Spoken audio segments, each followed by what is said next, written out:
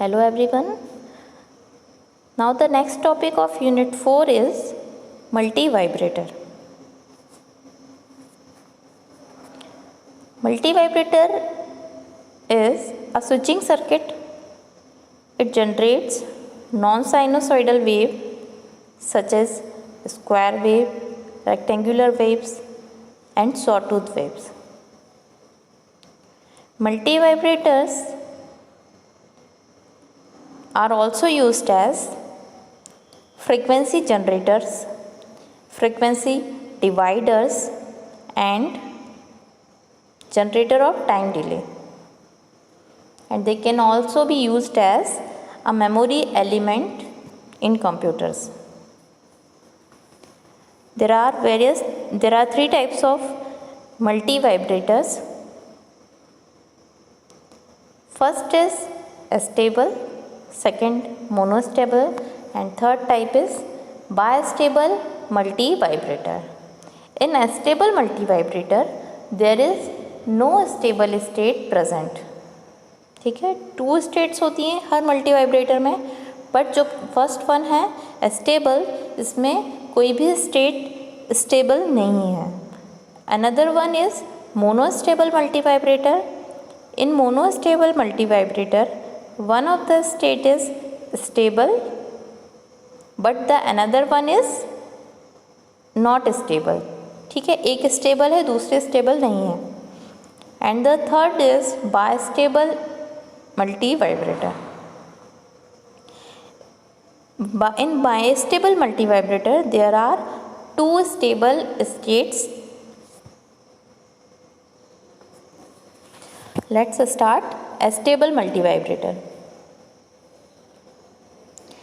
It is a multivibrator that generates square waveforms using external trigger pulse. It is also called free running multivibrator. A stable multivibrator circuit consists of 2 cross-coupled RC amplifiers. मैंने जो भी हमारे मल्टीवाइब्रेटर्स हैं इनमें 2 stages होती हैं switching circuit की, in which the output of the first stage is fed to the input of the second stage. तो इस तरह से हम एक के आउटपुट को दूसरे के इनपुट में कनेक्ट करते हैं. ये होते हैं मल्टीवाइब्रेटर. ठीक है, स्टेबल में हम ऑलरेडी डिस्कस कर चुके हैं. There is no stable state in the stable multivibrator, but there are quasi states. ठीक है, कॉजी स्टेबल बोलेंगे हम, उसको स्टेबल नहीं बोलेंगे. 2 स्टेट्स होती हैं जो कि कॉजी स्टेबल होती हैं. इट मीन्स कि जो भी स्टेट है वो ऑटोमेटिकली चेंज होती है due to the circuit operation. ठीक है, तो यहाँ पे 2 स्टेट्स हैं. स्टेट 1 जिसमें कोई भी एक ट्रांजिस्टर ऑन या ऑफ होता है, एक ऑन होगा और दूसरा ऑफ होगा. ठीक है, फॉर एग्जांपल स्टेट 1 अगर हम लें, in case we assume Q1 is on. ठीक है, Q1 ऑन और Q2 ऑफ हम अज्यूम करके चलें फर्स्ट केस में. तो Q1 अगर ऑन है तो उस केस में जो Vc1 होगा कलेक्टर वोल्टेज, दैट इज 0. ठीक है, इसको हम एज अ स्विच की तरह भी कंसीडर करके चलें. अगर आपने ट्रांजिस्टर एज अ स्विच देखा हो कभी, तो ट्रांजिस्टर होता है जैसे ही हमारा. ठीक है, तो एज अ स्विच जब हम इसको काम कराएंगे, ठीक है, जब भी हम इसको एज अ स्विच लेंगे तो ये मेरा फॉर एग्जांपल ये एक स्विच है. ठीक है, इसको हमें स्विच की तरह काम कराना है. तो जब भी स्विच के जैसे काम कराना है तो मतलब ये क्लोज है ना, तो ये कौन सी स्टेट कहलाएगी मेरी, स्विच क्लोज है. इस केस में हम बोलेंगे इसको ऑन स्टेट है. तो जब भी ये ऑन होगा, ठीक है, जब भी मेरा ये स्विच ऑन है मतलब ये क्या है, शॉर्ट सर्किट है. जब भी ये शॉर्ट सर्किट होगा, इस केस में जो कलेक्टर वोल्टेज है VCE है जो, वो क्या हो जाएगा हमारा, VCE इक्वल्स टू 0 वोल्ट. ठीक है। जो यहाँ पे जो कलेक्टर वोल्टेज होगा वो होगा 0 वोल्ट। किस केस में? जब भी हमारा एम्पलीफायर कंडक्टिंग सैचुरेशन मोड में है। ठीक है, दो मोड होते हैं, एक होता है सैचुरेशन मोड और दूसरा होता है कट ऑफ मोड। ठीक है, तो जब भी हम स्विच की तरह इसको काम कराना चाह रहे हैं, तो जब हम स्विच को ऑन करना चाह रहे हैं तो हमें इसको सैचुरेशन में लाना होगा। जब भी हम स्विच को ऑफ करना चाह रहे हैं तो हमें इसको कट ऑफ में लाना होगा। ठीक है, तो जब हमारा ये शॉर्ट सर्किट हो रहा है, मीन्स स्विच ऑन हो रहा है, उस केस में हमारा जो आउटपुट वोल्टेज रहेगा, ये कलेक्टर एमीटर वोल्टेज, ये होगा 0 वोल्ट। ठीक है, दूसरा केस है जब हमारा ये जो स्विच है, ठीक है, ये ओपन सर्किट है। ठीक है, ओपन सर्किट है मतलब ये कौन सी कंडीशन में है? कट ऑफ में है। ठीक है, तो कट ऑफ के केस में यहाँ पे जो वोल्टेज होगा VCE जो होगा वो VCC के इक्वल होगा, सैचुरेशन वोल्टेज मतलब हाई होगा इस टाइम पे वोल्टेज। तो इस तरह से हम दो केस कंसीडर करके चलते हैं। ठीक है, इस केस में जब हमारा आउटपुट वोल्टेज निकलेगा, इस VCE जो निकलेगा वो हमारा क्या होगा? हाई होगा। तो इसीलिए हमने दो केस हमारे दो ट्रांजिस्टर हम यहाँ पे यूज़ कर रहे हैं एज एन एम्पलीफायर। ठीक है, उनको हम एज अ स्विच की तरह काम करा रहे हैं यहाँ पे Q1 और Q2। तो स्टेबल मल्टी वाइब्रेटर में क्या होगा? एक टाइम पे कोई एक ही ट्रांजिस्टर ऑन हो सकता है, एक ऑन है तो उस केस में दूसरा ऑफ रहता है। ठीक है, तो ड्यू टू सम इम्बैलेंस कोई एक ट्रांजिस्टर ही एक टाइम पे ऑन हो रहा है। वो कोई भी हो सकता है, Q1 भी हो सकता है, it can be Q2 also, but let's assume कि हमने Q1 को ऑन है और Q2 ऑफ है। ठीक है, तो Q1 ऑन है, मैंने बताया जो भी ट्रांजिस्टर ऑन है उसका जो कलेक्टर वोल्टेज होगा वो क्या होगा? VC1 जो होगा वो क्या हो जाएगा? लो हो जाएगा, तो हम बोल सकते हैं 0 वोल्ट हो गया। ठीक है, Q1 ऑन है तो VC1 जो कलेक्टर एमीटर वोल्टेज होगा वो हो गया 0। दूसरा है आपका Q2 पहले वाले केस में ऑफ है। ठीक है, Q2 पहले वाले केस में क्या है? ऑफ है। तो इस केस में हम बोल सकते हैं ऑन था तो VC1 हो गया लो। ठीक है, Q2 ऑफ था तो VC2 क्या हो गया? हाई। ठीक है, दूसरी स्टेट क्या कहलाएगी? दूसरी स्टेट में जस्ट रिवर्स हो जाएगी हर चीज़। ठीक है, Q1 ऑफ और Q2 ऑन हो गया। Q1 ऑफ हुआ तो इसका कलेक्टर वोल्टेज जो है वो क्या होगा? हाई हो जाएगा, तो VC1 हो गया हाई। और Q2 ऑन हो गया है तो इसलिए VC2 हमारा हो जाएगा लो। ठीक है, तो इस तरह से it continuously oscillates from one state to the another. ठीक है, तो ये है हमारा एक स्टेबल मल्टी वाइब्रेटर जिसमें दो एम्पलीफायर्स यूज़ किए हैं, दो क्रॉस कपल्ड कनेक्शन है यहाँ पे। ठीक है, एक ट्रांजिस्टर Q1, दूसरा ट्रांजिस्टर Q2। ठीक है, यहाँ पे VC1 हम यहाँ से देखेंगे और यहाँ से हम नोट करेंगे VC2। फिर हमने R2, R3, R1, R4 ऐसे 4 रेजिस्टेंस लिए हैं। ये हमारा सप्लाई है VCC।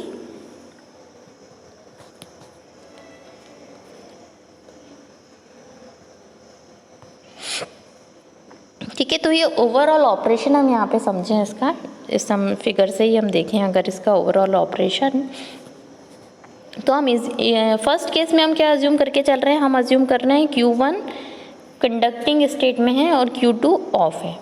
ठीक है, हम अज्यूम कर रहे हैं कि जो हमारा Q1 है वो अभी कंडक्ट हो रहा है और Q2 जो है वो ऑफ है। ठीक है, तो ये ऑन और ये ऑफ। ठीक है, तो मैंने क्या बताया था? जब भी ये ट्रांजिस्टर ऑन है, ये वाला एम्पलीफायर ऑन है एज अ स्विच, अगर हम देखें तो इसका यहाँ पे जो वोल्टेज होगा ये क्या हो जाएगा? ये हो जाएगा 0 वोल्ट।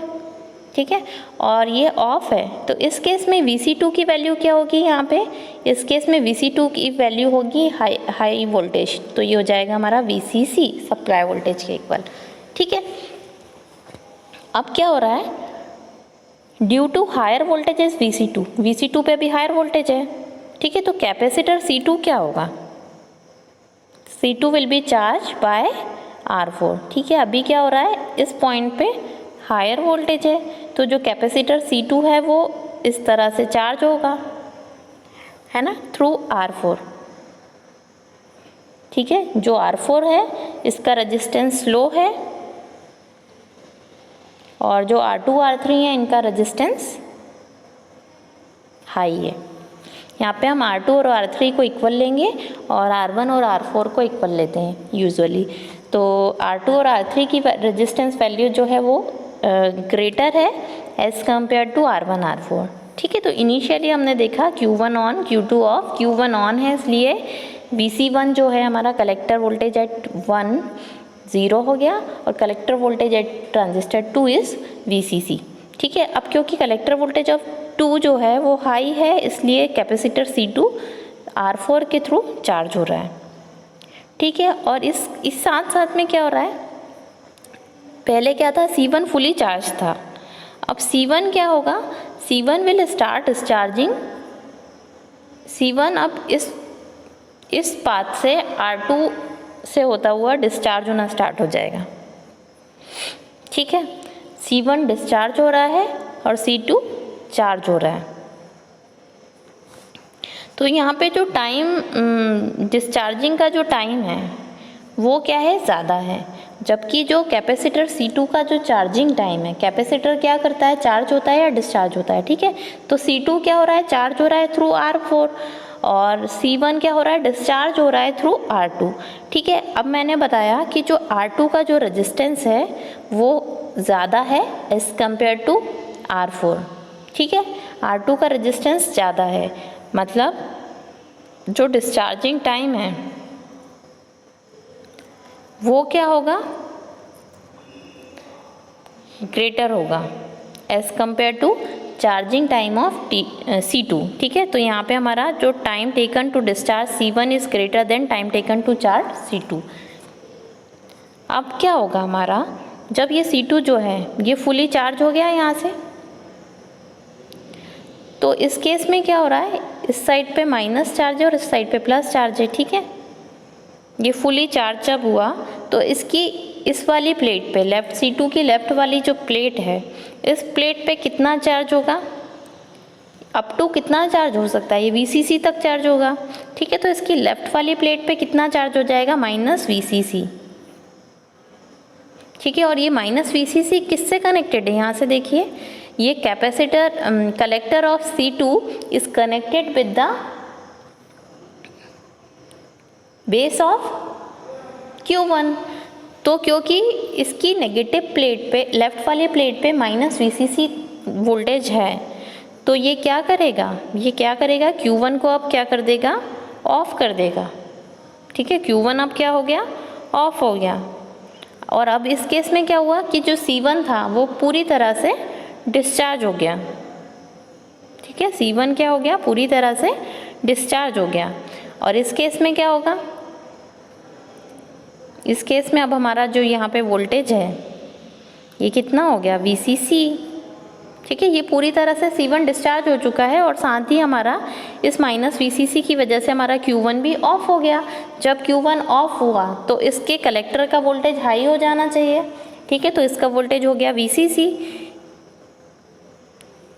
तो ये Vcc यहाँ पे क्योंकि हाई है, अगेन वही प्रोसेस होगी, Vcc हाई है तो ये किससे कनेक्ट हो गया है, बेस ऑफ Q2 से। तो ये किसको ऑन कर देगा, Q2 को ऑन कर देगा। ठीक है, तो ये इसमें ऑपरेशन कुछ इस तरह से होता है कि पहले हमारा Q1 ऑन था, पहले वाली कंडीशन में ये ऑन था और ये ऑफ था, बट अब कंडीशन क्या हो गई है, कंडीशन हो गई है रिवर्स। ठीक है, तो ये सब यहाँ पे RC कपलिंग जो है इसकी वजह से यहाँ पे स्टेट, एक स्टेट से दूसरी स्टेट पे चेंजेस होता है।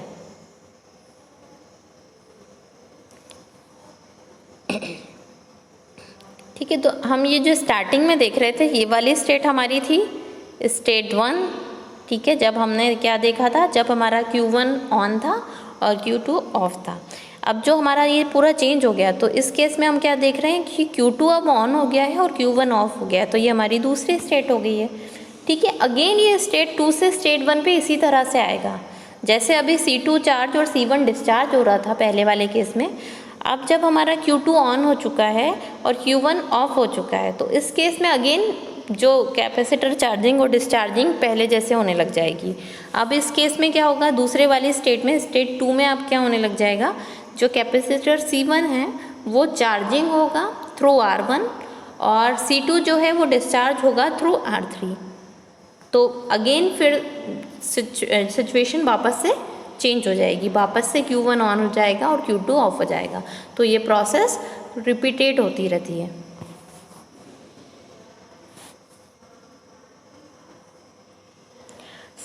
ये था हमारा stable multi vibrator. Now the application of stable multi vibrator. Stable multivibrator can be used as a square wave generator. It can be used as voltage to frequency converter in pulse synchronization, क्योंकि ये एक clock की तरह clock बनती जा रही है हमारी यहाँ पे ना, कुछ इस तरह से हमारा क्लॉक आता जाएगा, तो इसलिए इसको हम सिंक्रोनाइजेशन में भी यूज़ कर सकते हैं। It can be used in construction of digital voltmeter. It can be operated as an oscillator also.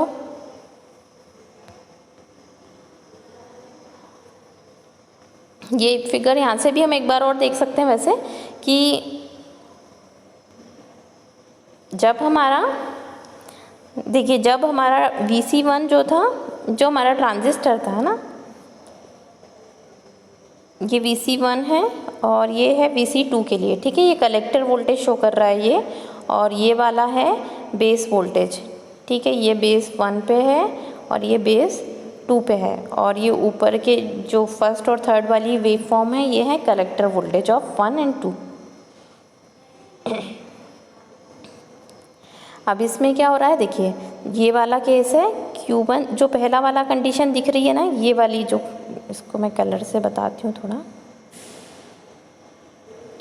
ये वाली जो कंडीशन है यहाँ तक की, ये वाली, इस केस में क्या है, Q1 ऑन है, ठीक है। Q1 ऑन था तो उस टाइम पे Q1 का जो कलेक्टर वोल्टेज था वो क्या था, 0 था, और कलेक्टर वोल्टेज ऑफ C2 इस केस में क्या था, हाई था। तो इस वेव फॉर्म के थ्रू भी हम इसको समझ सकते हैं। So it's all about stable multi vibrator.